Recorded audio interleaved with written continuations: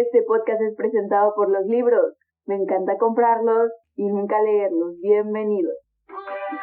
El podcast de Nani Now con Nani Now.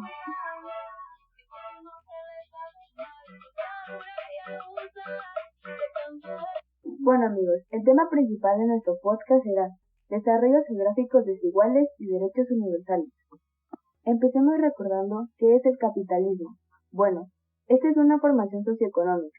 Se asienta en la propiedad privada de los medios de producción y la explotación del trabajo asalariado. La fuerza motriz de la producción capitalista, su estímulo principal, es el beneficio que proviene de la apropiación de la plusvalía creada por los obreros. Lo malo del capitalismo evolucionado es la contradicción entre el carácter social de la producción y la forma capitalista privada de la apropiación. La economía de los países capitalistas se desarrolla por ciclos. Vale decir que el crecimiento de la producción a causa de las contradicciones antagónicas inherentes del capitalismo cede lugar a una baja de producción, a una caída brusca, a la crisis. Durante la crisis se observa una destrucción en masas de las fuerzas productivas de la sociedad, un aumento inconsiderable de la desocupación, de la miseria de la clase obrera y de todos los trabajadores, mientras que agravan todas las contradicciones del régimen capitalista. Cuanto más se concentran las riquezas sociales en manos de pequeños grupos de capitalistas, más se proletarean las masas, más se extienden la desocupación y se promueve la clase obrera. El día de hoy tenemos a un geógrafo británico que ha enseñado geografía y urbanismo en Oxford y Baltimore durante más de 30 años. Él recordó la estrecha relación entre urbanización y civilización, que por cierto ya fue sugerida por numerosos filósofos y escritores del siglo XIX. Sin más preámbulos, démosle la bienvenida a David Harvey, que a su juicio un elemento que ha jugado un papel esencial en la configuración de la ciudad contemporánea y por tanto el hombre contemporáneo ha sido lo que usted denomina el problema de la reubicación de los excedentes de capital. Muchas gracias. Bueno, pues eso es muy cierto. En el sistema capitalista, si se quiere ser competitivo, una parte considerable de los beneficios que se obtenga de la realización de una actividad económica, pues se tiene que reinvertir en expandir la producción. Solo así se garantiza la supervivencia del sistema y el capital puede seguir siendo, pues, capitalista. Bueno, Harvey, dinos, ¿qué opinas sobre el capitalismo? Pues obviamente el capitalismo, para imponer su lógica, necesita una competitividad y devoradora. El capitalismo tiene que solventar una serie de problemas y dificultades. Por un lado, necesitamos que haya siempre mano de obra disponible y que ésta no cueste las condiciones laborales que establece. Algo que históricamente ha intentado conseguir recurriendo a diferentes estrategias. La creación de grandes bolsas de desempleados y o de trabajadores precariados, la deslocalización de ciertas actividades productivas, entre otras.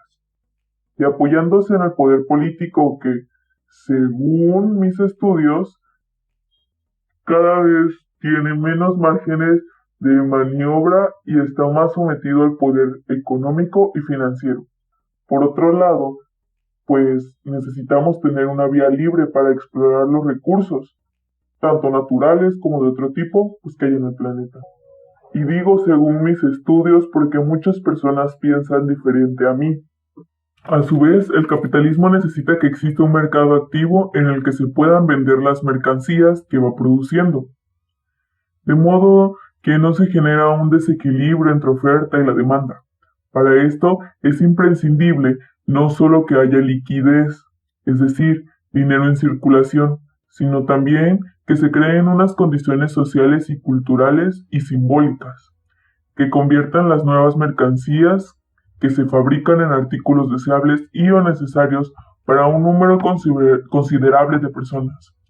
Así, al desarrollar un modelo de organización urbana que obliga al uso de vehículos de motor para gran parte de los desplazamientos cotidianos, se logra que los ciudadanos perciban la gasolina como un bien de primera necesidad.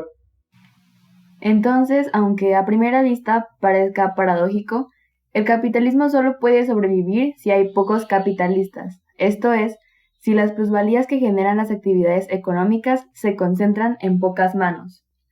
Pues sí, por ejemplo, cuando se producen situaciones que ponen en peligro esta jerarquía en el reparto de las riquezas, el capital no duda en recurrir tanto a la creación de monopolios, o sea, utilizando herramientas reguladoras del Estado, como a la puesta en marcha de políticas económicas que posibilitan una acumulación del capital mediante la depresión, el fraude y la violencia. Esto último es lo que se le denomina acumulación por desposesión, un tipo de acumulación que, por ejemplo, ha provenido de los programas de ajustes fiscales que el Fondo Monetario Internacional y el Banco Mundial imponen desde los años 80 a los países con problemas para pagar sus deudas externas. Según lo que he leído e investigado, en los años 30 y 40 del siglo pasado, Robert Moses impulsó una transformación radical de Nueva York a través de la construcción de puentes, autopistas y otras obras e infraestructuras públicas. También Moses cambió la escala en la que se pensaba la organización urbana, pues su proyecto de remodelación no solo abarcaba la ciudad de Nueva York, sino todo su entorno metropolitano. Sí, en las décadas siguientes, este cambio de escala propició la emergencia de un modelo de desarrollo urbanístico, basado en la construcción de extensas áreas residenciales suburbanas, comunicadas entre sí por una sofisticada red viaria, y en el abandono de los cascos históricos de las ciudades.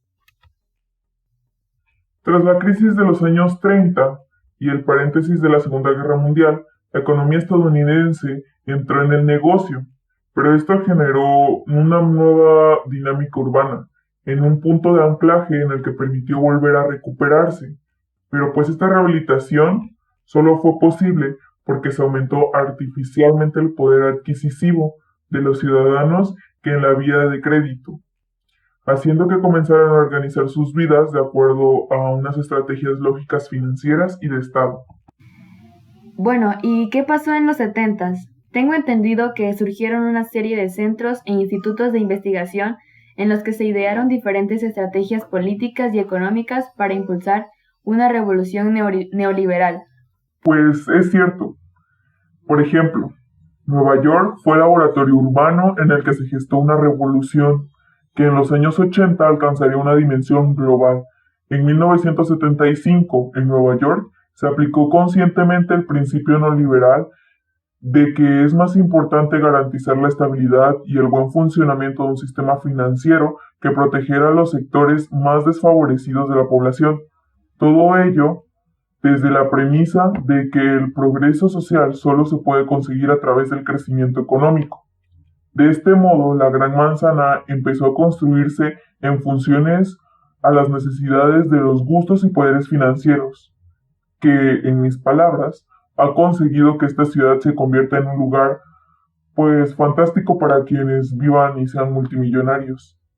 Yendo al país mexicano, los zapatistas llaman a esta nueva etapa del capitalismo la Cuarta Guerra Mundial, y una de sus características es precisamente la lucha por el control y la administración de los territorios conquistados. Este elemento es la base a partir del cual se realiza el despojo de los territorios campesinos en México, ya que si entendemos el territorio como resultado de relaciones sociales y síntesis de la relación espacio-tiempo, la destrucción del tejido comunitario, la migración, la militarización, la ruptura de las tradiciones culturales, la explotación de recursos naturales y de conocimientos históricos de los pueblos en su relación con la naturaleza, entre otros elementos, son el vehículo por medio del cual los territorios son conquistados por el capital. Pues sí, tienes razón. En el caso de Chiapas, dos formas diferentes en que esto se materializa son por un lado la creación de zonas de protecciones ambientales, que también son llamadas áreas naturales protegidas, de las que los pueblos son desplazados y se limitan las prácticas de manejo campesino sobre los recursos ambientales. De esta forma, lleva a cabo más de las conservaciones, la producción de naturaleza y la destrucción de las condiciones sociales de reproducción de los pueblos.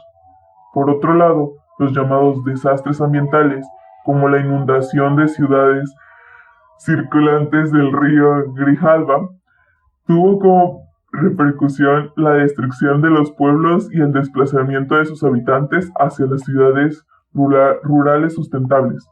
Las formas de producción social de estos grupos se vieron transformadas drásticamente. Muchas de las tierras les fueron arrebatadas, llevando a cabo un proceso, digamos que de reorganización social y pues... Bueno, sintonizadores, lamentablemente se nos está acabando el tiempo. Pero en conclusión, la revolución neoliberal ha hecho que, a día de hoy, el objetivo fundamental de la organización urbana y territorial no sea el bienestar de la ciudadanía, sino la creación de un buen clima empresarial, que favorezca las inversiones y el desarrollo económico. Para ello, se han generado diferentes dispositivos normativos y administrativos que permiten que determinados agentes privados intervengan directamente en los procesos de toma de decisión sobre asuntos que afectan al conjunto de la sociedad. La búsqueda de la competitividad se transforma así en el principal objetivo de los planes de ordenación urbana y la clave en la gestión local de la economía global. Y pues también poner algo adicional, que en las 2 últimas décadas, pues la política urbana se ha convertido en un entorno a la puesta en marcha de grandes proyectos urbanísticos, que a pesar de ser financiados casi en su totalidad con dinero público, o sea del Estado, suelen tener como principal beneficio la empresa privada. Esta política urbanística está sirviendo para que el poder económico solucione el problema de la reubicación de los excedentes del capital que ya habíamos pues mencionado anteriormente y mantenga el ritmo de crecimiento progresivo de la producción y pues de la lógica del capitalismo exige, que es competitividad. Y pues bueno amigos, esto ha sido todo